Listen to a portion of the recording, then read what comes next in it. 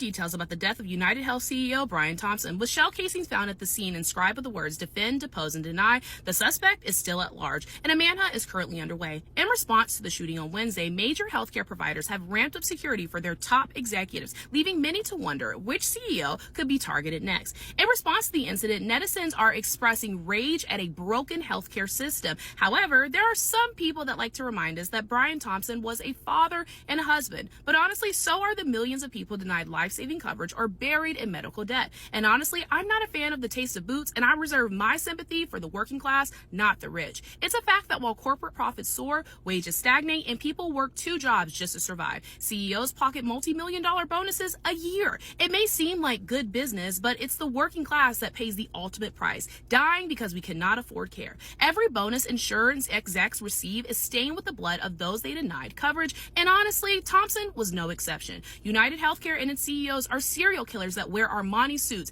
never needing to pull an actual trigger. Instead, they pull the trigger by denying life-saving healthcare at alarmingly high rates, using flawed AI algorithms to reject claims from the seriously ill. One situation became so dire that a lawsuit was filed by the estates of 2 dead individuals whose coverage was denied while they were in extended care facilities. These CEOs embody this culture of corporate greed. This man even tried to allegedly defraud firefighters. Who does that? A firefighter's pension fund in Hollywood, Florida filed a securities fraud class action accusing Thompson and his colleagues of selling $120 million in United Health shares after learning about a U.S. Justice Department antitrust investigation before the public was even informed. Public trust in health insurance like United Healthcare is at a rock bottom. A survey showed that 90% of people with employer-sponsored insurance blamed insurers for rising costs, while Gallup found 68% of Americans rated insurer services as fair or poor. Behind these numbers are countless lives weighed down by debt, denied care, and preventable suffering, all while CEOs pocket record-breaking profits.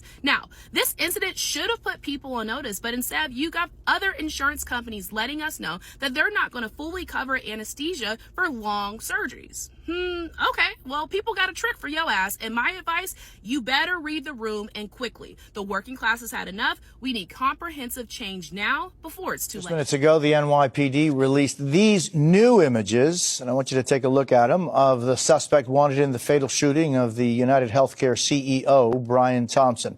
Here you can see a lot clearer his face. These are the 2 pictures. Take a look at that. This one, he's smiling. This is with the mask off.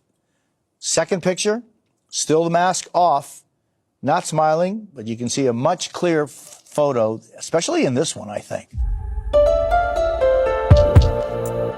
The rabid response to the CEO killing is not an isolated event. It is the 3rd flashpoint evincing a pattern. October 7th, Trump's assassination attempt, and now the United Healthcare CEO assassination. All 3 were not just suggestive of rampant rudeness, departure from the accepted principle here that we remain humane no matter what matter of inhumanity is confronted. Otherwise, what separates the virtue from the vice, the good from the evil? We need to stop it. That's why I'm on the political party so much, to stop feeding their fringes for short-term advantage. Why I try to make conversation with opposing viewpoints, to show there's so much more that we share than what some are trying to make worthy of us tearing ourselves apart, to cheer for the assassination of a businessman, to wish your president had been shot in the head, to feel good about Jews being slaughtered on October 7th. There is something going on here that has happened in other places, and it leads one way, away from freedom and toward fundamentalist, violent extremism.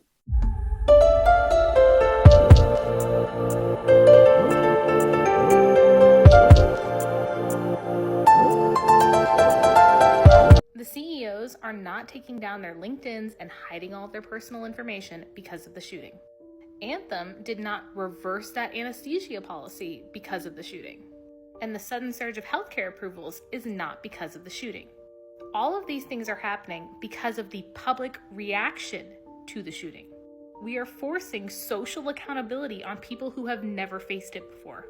If everyone was heartbroken and concerned, none of these things would be happening. The public reaction created real tangible change in a matter of days. When we all use our platforms to send the same message, it actually gets through. We also showed each other how we treat someone who we perceive to be an American hero. The combination of all of these circumstances makes me think that we're going to see some really big changes soon. They're scared of us and the power we have with these platforms. And hey, if you're watching this, thank you for being part of the public reaction that's actually making a difference. Please keep talking.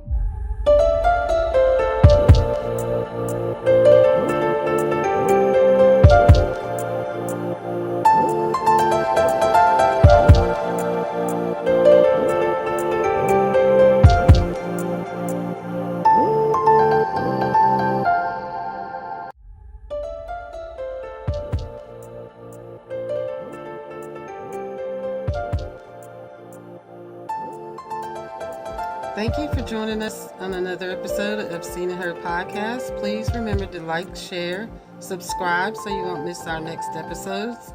And please consider a donation that helps with our programming, and we'll greatly appreciate it. Thank you.